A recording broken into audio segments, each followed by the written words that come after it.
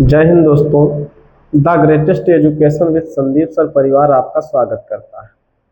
हम लोग पिछले वीडियो में आपको 5.1 जो एक्सरसाइज है वो समांतर श्रेणी की कंप्लीट कर दिए हैं। अब हम लोग इस वाले वीडियो में आपको 5.1 के कुछ क्वेश्चन लगवा के और उसके बाद हम लोग जो है धीरे धीरे ऐसे ही लगातार कंटिन्यू बन के बढ़ते रहेंगे। देखिए, पिछले वीडियो में हम सिर्फ इस पे बात किए हैं कि प्रथम पद ए क्या होता है और सार्वंतर क्या होता है। दूसरी चीज, अगर आपके पास प्रथम पद ए और सार्वंतर डी दिया है तो आप किसी श्रेणी को कैसे ज्ञात कर सकते हैं, या आपके पास कोई श्रेणी समांतर दे रखी है तो उसका प्रथम पद ए और सार्वंतर डी आप कैसे निकालते थे।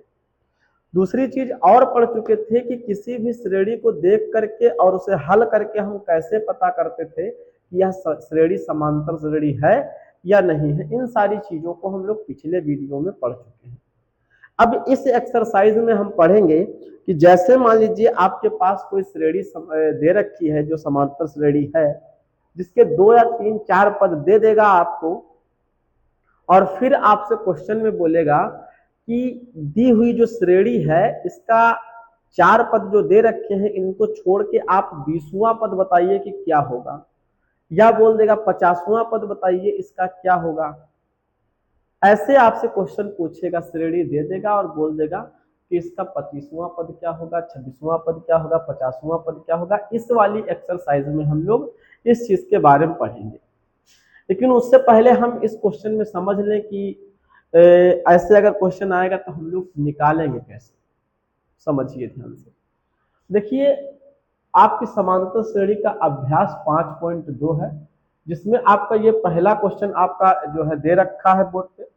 लेकिन इससे पहले हम लोग देख लें कि इसको आखिर निकालेंगे कैसे। तो अगर आपके पास समांतर श्रेणी का कोई प्रथम पद दे रखा है और सार्वंतर दे रखा है, जैसे हम आपसे बात करते हैं कि किसी श्रेणी का प्रथम पद ए व सार्वंतर डी दिया हो तो उसका nवां पद ज्ञात कीजिए। इस तरीके से आपसे क्वेश्चन कहेगा। अब nवां पद क्या है? nवां पद का मतलब है 20वां पद। n-वां 20वां, 20वां कहे, 21वां कहे, 22वां कहे, तो वो nवां कह रहा है। nवां का मतलब है कौन सा पद, मतलब 20वां कह दे, कुछ भी कह दे। तो n का मतलब नंबर ऑफ सीरीज। इस जो सीरीज दे रखी है, जो श्रेणी दे रखी है, उसका कौन सा पद की बात कर रहा है। इसका सूत्र होता है an बराबर a plus n-1 into D. ये सूत्र है, ये है nवां पद। अगर यही कहता है 20वां पद तो n आपका तुरंत 20 हो जाएगा। या उसने कह दिया कि nवां पद 200 है तो मतलब an बराबर 200 हो जाएगा। 50वां पद 150 है तो n 50 और an कितना, तो 150। तो ये इस तरीके से क्वेश्चन पूछेगा तो आपको समझ में आना चाहिए कि हमसे an की वैल्यू दे रखा है कि n की वैल्यू सिंपल दे रखा है, ऐसे आपको समझना है। लेकिन यदि आपके पास कोई श्रेणी में a दे रखा है, d दे रखा है, तो उसका nवां पद पूछेगा तो सूत्र an बराबर a plus n-1 into D का यूज करेंगे हम, जिसमें क्वेश्चन आप देख लीजिए जो दे रखा है। दिया है निम्नलिखित सारणी में रिक्त स्थानों की पूर्ति कीजिए। रिक्त स्थान आपको दिख रहा है कि ये वाली श्रेणी दे रखी है। ये आपका क्वेश्चन नंबर दे रखा है 1 2 3 4 5 5 क्वेश्चन है। ये आपकी वैल्यू दे रखी, डी की वैल्यू फर्स्ट क्वेश्चन में 7 है, ए की वैल्यू फर्स्ट क्वेश्चन में 7 है, ए की वैल्यू सेकंड क्वेश्चन में -18 है, ए की वैल्यू थर्ड क्वेश्चन में डॉट डॉट है, याद करनी है। और फोर्थ क्वेश्चन में ए की वैल्यू -18 है, और फिफ्थ क्वेश्चन में देखिए ए की वैल्यू -3.5 है। ऐसे ही ये सारी वैल्यू डी की हैं, ये सारी वैल्यू एन की हैं, ये सारी वैल्यू ए एन की है। मुझे फर्स्ट क्वेश्चन सॉल्व करना है। तो जब हम लोग फर्स्ट क्वेश्चन सॉल्व करेंगे तो हम लोग सूत्र कौन सा यूज करेंगे भैया? ये वाला सिंपल सा सूत्र आप ये वाला यूज करेंगे। क्या सूत्र है? सूत्र है ए एन बराबर a plus n minus one into d. देखिए फर्स्ट क्वेश्चन है ये, हम लोग लगाने जा रहे हैं। ए का मान 7 दे रखा है तो ए की जगह 7 रख दीजिए। ज्ञात क्या करना है? तो ए एन ज्ञात करना है, मतलब ए एन ज्ञात करना है बराबर ए का मान 7 दे रखा है तो यहाँ 7 रख दीजिए, प्लस एन का मान 8 दे रखा है तो 8 रख दीजिए, -1। डी का मान 3 दे रखा है, 3 रख दीजिए। ए एन बराबर ज्ञात करना है तो 7 प्लस 8 से 1 गया, 7 गुणे में 3, 7 त्रिक 21, 7 प्लस 21 तो ये आपको 28 मिल जाएगा। यानी कि ए एन बराबर कितना है? 28 है। जो आपका ए एन 28 आया है वो हम लोग इस वाले क्वेश्चन में सॉल्व कर दिए हैं, तो ए एन हमें 28 मिला है। सेकंड देखते हैं, सूत्र वही ए एन बराबर a plus n minus one into d. देखिए भैया सेकंड क्वेश्चन में दिया क्या क्या? ए का मान माइनस के 18 दे रखा है, ए एन का मान 0 दे रखा है तो ए एन की जगह 0 रख दीजिए। ए का मान माइनस के 18 दे रखा, -18 रख दीजिए, प्लस डी का मान ज्ञात करना है, रखना नहीं है। एन का मान 10 है, चलो भैया 10 रख दो, माइनस का 1, और डी का मान क्या करना है? तो ज्ञात करना है। ये 0 है, 18 इधर लाइए तो प्लस का 18 हो जाएगा, बराबर 10 से 1 जाएगा 9, और डी 9 को बटम लाइए क्योंकि गुणे से हर कोई अंक बटम जाएगा। 9 × 9, 9 दूना 18, तो डी का मान 2 आ गया। डी का मान कितना मिला है हमको दूसरे क्वेश्चन में? तो 2 मिला है। तीसरा क्वेश्चन देखते हैं हम लोग, सूत्र यही लगाएंगे सभी में, ए एन बराबर a plus n minus one into d.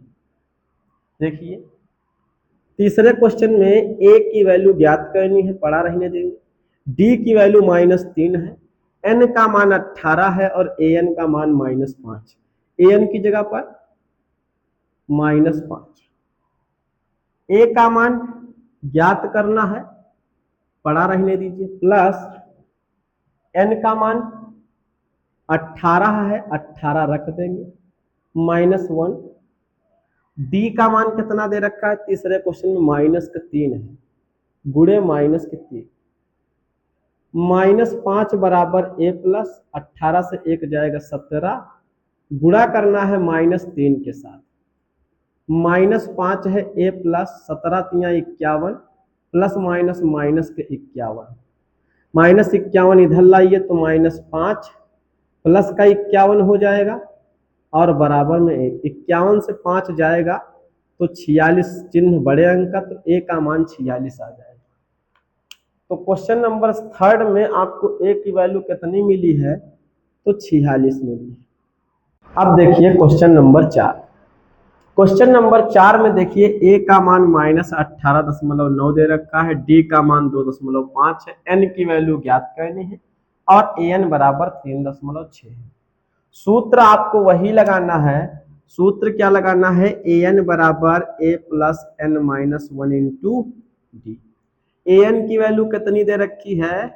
A n की वैल्यू यहां से देखिए 3.6 है, बराबर ए की वैल्यू कितनी है? तो -18.9, प्लस एन की वैल्यू ज्ञात करनी है तो एन को पड़ा रहने देंगे। डी की वैल्यू कितनी है? तो 2.5।